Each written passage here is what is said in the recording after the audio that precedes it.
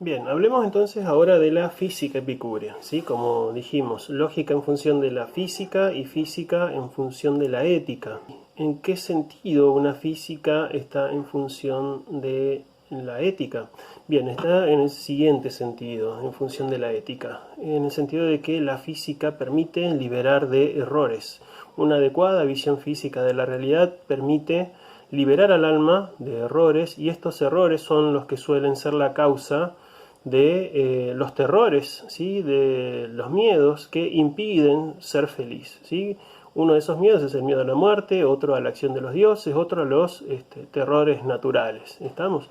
Entonces, desde este punto de vista, en una filosofía que es eminentemente ética, también se hace necesaria una física, es decir, tiene un fundamento físico que está en función de una visión de la vida, ¿sí? En general, como es la ética epicúrea. Entonces, ¿qué características tiene la física epicúrea? Nosotros ya lo decíamos antes, hablando sobre la lógica, que la física epicúrea es tomada, es decir, Epicuro no crea nada nuevo, aunque sí hay algunas diferencias respecto de lo anterior, ¿no? Pero la física epicúrea es tomada de los antiguos atomistas, ¿sí? De Leucipo y su discípulo Demócrito, con algunas correcciones, ¿sí? Con algunas correcciones, con algunas variaciones. ¿Por qué? Porque hay un elemento que es muy importante dentro de la filosofía de Leucipo y de Demócrito, que es el elemento de la necesidad, que tiene que ser corregido en esta filosofía porque no encontramos, sino de otro modo, una rendija por donde pueda colarse la libertad humana, y sin la libertad humana esta ética o esta sabiduría de vida propia del epicureísmo no tiene ningún sentido, ¿sí? Porque si no todo estaría determinado por el destino. Entonces, decíamos que toma de Leucipo y Demócrito su atomismo, que en cierta forma era una respuesta al eleatismo con sus aporías, y que más allá de ser una respuesta al eleatismo y sus aporías, también había tomado elementos de su lógica, ¿sí? Para pensar su visión de la realidad, su visión de la física. ¿Cuáles son los fundamentos de esta física, ¿sí? Epicúrea?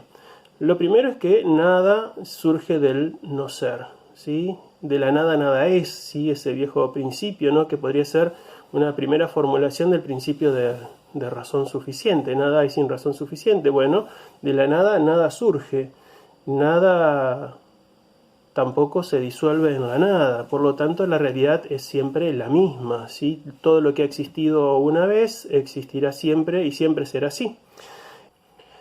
El segundo fundamento está centrado en cuáles son los dos componentes propios del todo, ¿sí? Del todo de la física epicúrea, que son los mismos también que en el antiguo atomismo, que son los cuerpos y el vacío, ¿sí? Los cuerpos son atestiguados por los sentidos, es decir, los cuerpos los podemos ver, los podemos tocar, los podemos percibir por cada uno de los sentidos.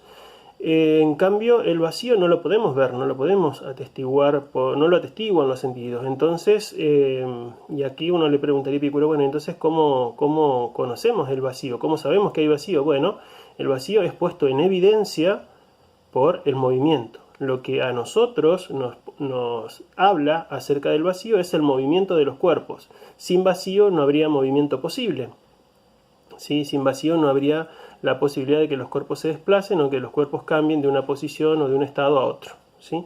Y por lo tanto, esto podríamos decirlo así, recibe, si bien no recibe una aseveración fehaciente por parte de los sentidos, no recibe una aseveración contraria, y por lo tanto estamos ante también un testimonio indirecto, pero también ante un testimonio perceptivo de la existencia del vacío, ¿sí? Eso entonces como segundo fundamento.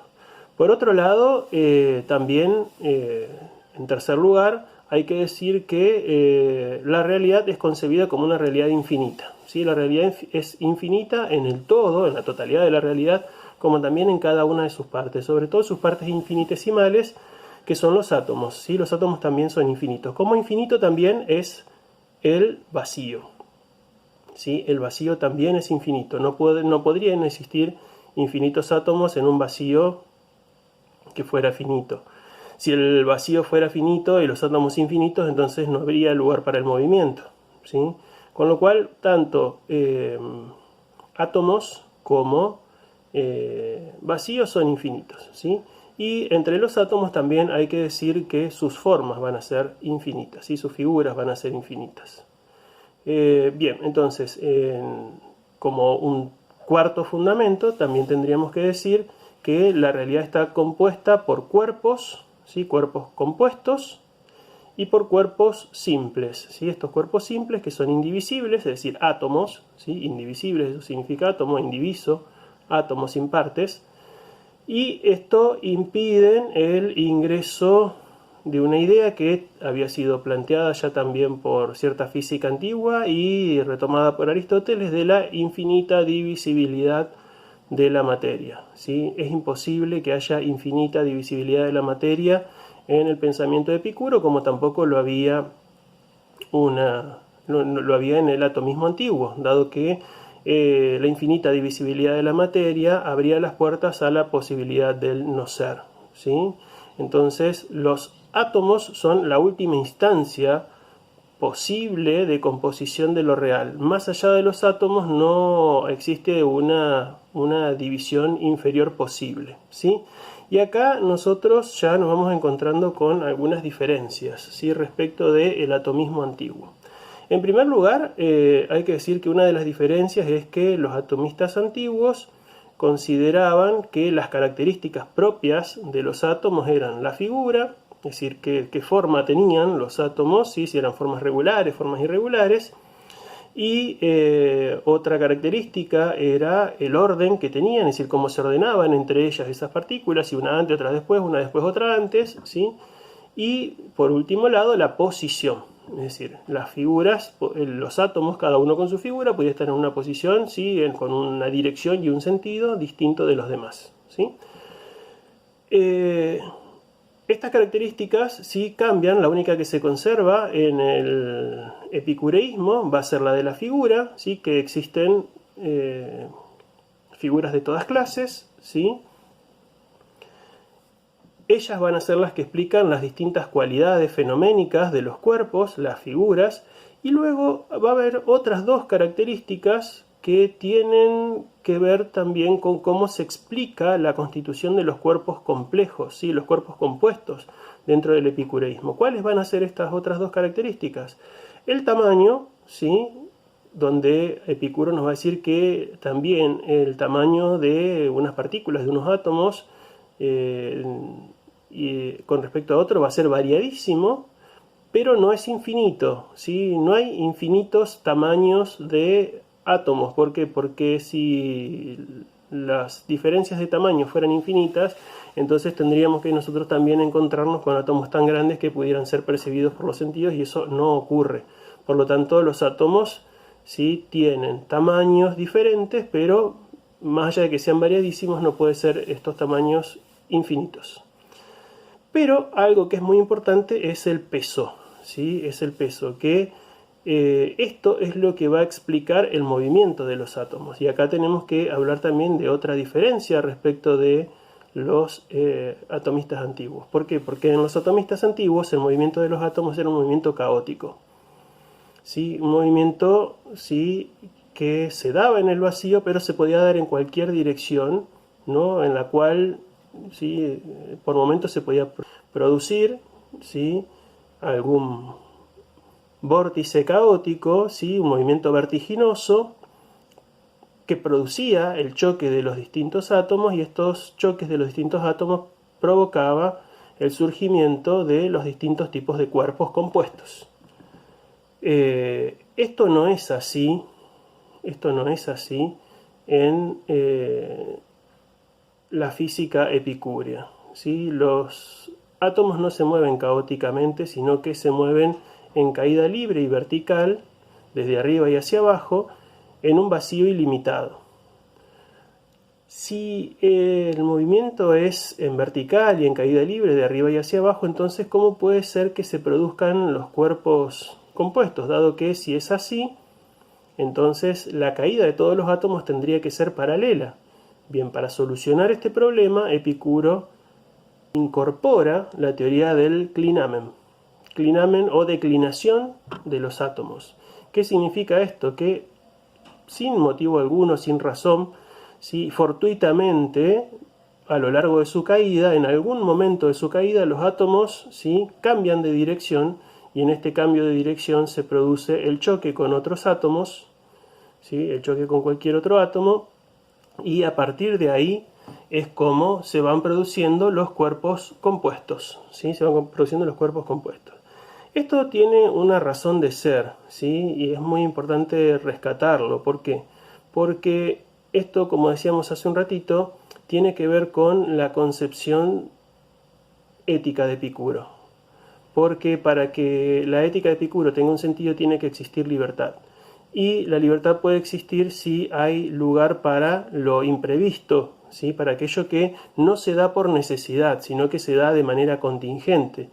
En cambio, en la física propia de los atomistas antiguos, de Leucipo y Demócrito, todo ocurría por necesidad. Es decir, el movimiento de los átomos se daba por necesidad y todo estaba determinado por esa necesidad. En un mundo donde todo ocurre según necesidad, no hay posibilidad para que luego surja en ninguno de sus ámbitos, en ninguno de sus aspectos, en ninguno de sus niveles, surja la posibilidad de la libertad, ¿sí? Y para Epicuro no tiene ningún sentido una sabiduría que no se plantea dentro del ámbito de la libertad, dentro del ámbito de la elegibilidad. Si las personas hacen todo por necesidad, si los seres humanos hacen todo por necesidad, entonces no hay razón de ser para filosofar ni para elegir una vida por encima de la otra, porque de todos modos todo lo que hagamos ya va a estar determinado, ¿sí?, por esa misma necesidad, por el destino, por la moira, ¿sí? En cambio, Epicuro necesita un espacio como para que esa elección se pueda producir y por lo tanto exista la posibilidad de una vida sabia, y esa vida sabia es la que nos da a nosotros la felicidad, ¿sí?, el poder hacer elecciones, las elecciones correctas, las elecciones que son las más adecuadas para nosotros. Bien, otra cuestión diferente en cuanto a la física epicúrea y la física antigua es la teoría de los mínimos, ¿sí? Para los antiguos atomistas los átomos no tenían partes, ¿sí? No tenían partes, ya ellos eran lo mínimo existente. En cambio para los epicúreos, y para Epicuro en particular, ¿sí?, las diferencias de tamaños implicaban que los átomos tuvieran partes, aunque estas partes no eran separables entre sí, es decir, los átomos no se podían dividir. Las partes, sí, eran concebidas como distintos lugares dentro que se podían concebir dentro del átomo, pero no como partes divisibles, partes separables. Los átomos no son divisibles ni separables, ¿sí? Pero es una consecuencia propia de pensar que hay distintos tamaños de átomos el hecho de pensar que también tienen partes, aunque estas partes no se puedan separar entre sí. Entonces, los mínimos, ¿sí?, la teoría de los mínimos, en Epicuro va a estar centrada en estas partes de los átomos, ¿sí? Las partes de los átomos van a ser los mínimos posibles, aunque no sean mínimos separables, ¿sí?, no sean mínimos separables. Entonces, de estas diferencias nosotros tenemos que decir que la más notoria y la más importante en función del pensamiento epicúreo y de la ética epicúrea es la de el movimiento de los átomos, este movimiento que deja de ser caótico y cuyas consecuencias surgen por vía de la necesidad, para pasar a ser un movimiento en caída vertical, ¿no?, que de acuerdo al clinamen, el famoso clinamen, ¿no?, cambian en algún momento fortuitamente de dirección y comienzan a producirse a partir de ese nuevo movimiento una serie de cuerpos compuestos, ¿sí? ¿Cuál es el problema?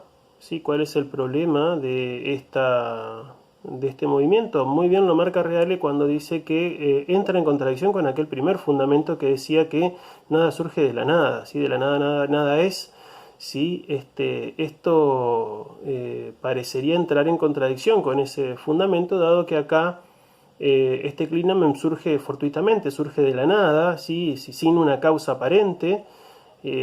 O no sé si en todo caso el vacío tendría alguna especie de causalidad en este clinamen, con lo cual también estaríamos nosotros ante un problema, porque si el vacío es esa especie de no ser relativo, entonces tendría una cierta acción, una suerte de existencia o de ser, ¿sí? Que afecte a los átomos. Bueno, no queda explicado, y de todos modos esto no es lo que a Epicuro le interesa. Lo que a Epicuro le interesa es tener una visión más o menos coherente de la realidad, para poder fundamentar su ética, pero no tanto el hecho de tener una visión física estricta y absolutamente ajena a cualquier tipo de...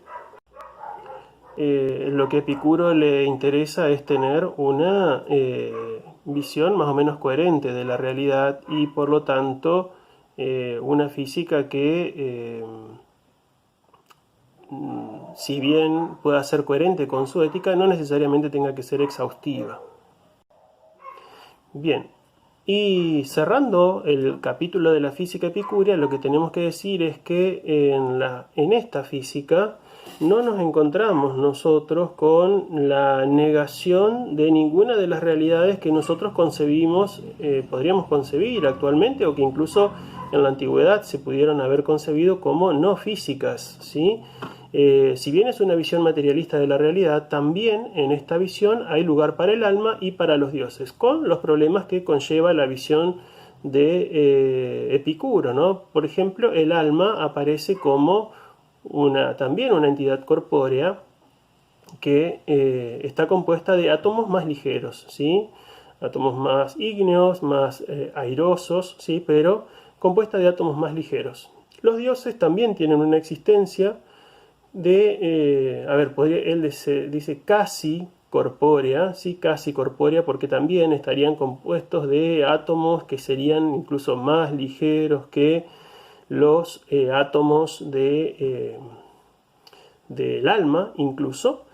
Pero en este sentido, lo que dice Epicurio es que la existencia de los dioses es real, que es atestiguada por los hombres en general, es atestiguada también por los efluvios que de ellos manan. Vaya a saber cómo se perciben esos efluvios, cómo llegan esas imágenes de los efluvios. Tal vez al ser tan ligeros las captamos en los sueños, y por eso los dioses aparecen y se manifiestan en los sueños, ¿sí? Y bueno, esto de estar compuestos de casi cuerpo y casi alma, entonces, tiene un cierto problema. ¿Por qué? Porque, los entes compuestos tienen esta condición en su realidad. Los entes compuestos, ¿sí? Se componen, es decir, temporalmente tienen un momento para su composición, pero también temporalmente tienen un momento para su descomposición. Y esto lo afirma de todos los entes compuestos, incluso no solamente de los entes compuestos de átomos, sino también de todos aquellos que están compuestos por otros cuerpos compuestos, ¿sí? Es decir, los mundos, ¿sí? Los mundos también se componen y se descomponen. Paralelamente pueden existir distintos mundos. Esos cosmos pueden existir y dejar de existir al mismo tiempo, antes y después. Es decir, también los mundos son infinitos. Y dentro de esos mundos, cada uno de los cuerpos que componen esos mundos también se componen y se descomponen. Y en el cuerpo humano, también esto es una realidad. El cuerpo humano se compone de átomos que también se descompondrán en algún momento, en el momento de la muerte. Y en este sentido aparece esta teoría de que el alma compuesta de átomos ligeros también se compone y se descompondrá. Por lo tanto, no hay ninguna supervivencia del alma más allá de la muerte, ¿sí? Y más allá de la muerte no hay sensibilidad, porque el alma también se descompone. ¿Qué pasa con los dioses? ¿Sí? ¿Qué pasa con los dioses? Bien, acá Epicuro va a marcar que la única diferencia que existe entre los dioses y un sabio es que los dioses son eternos, los dioses no se descomponen. Y por eso plantea esa realidad de que los dioses son casi cuerpo, ¿sí? O casi alma. ¿Por qué? Porque en realidad no sabe cómo poder explicar a un ser eterno, ¿sí? Que pueda estar compuesto de átomos, ¿sí? Que puede estar compuesto de átomos y que a su vez no se descomponga, ¿sí? Que no se descomponga. Platón había solucionado eso con la existencia inteligible tanto de las ideas como del alma, y bueno, por eso el alma tenía una supervivencia más allá de la vida corpórea.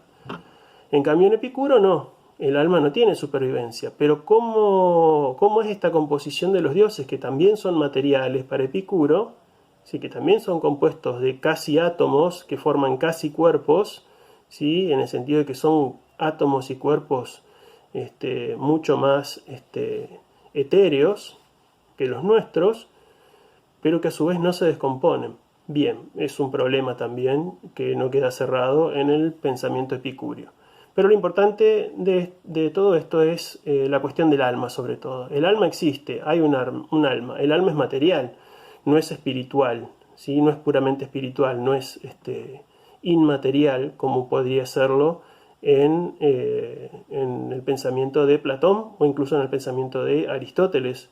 Pero esa alma, que es material, al descomponerse luego de la muerte, deja los restos que quedan de aquel que ha fallecido en un estado de insensibilidad y por lo tanto no hay sufrimiento más allá de la muerte. Y por eso la muerte, para un epicúreo, no es nada. La muerte no tiene ningún significado aterrador más que el del fin de la vida misma, que si ha sido buena, no hay nada que temer.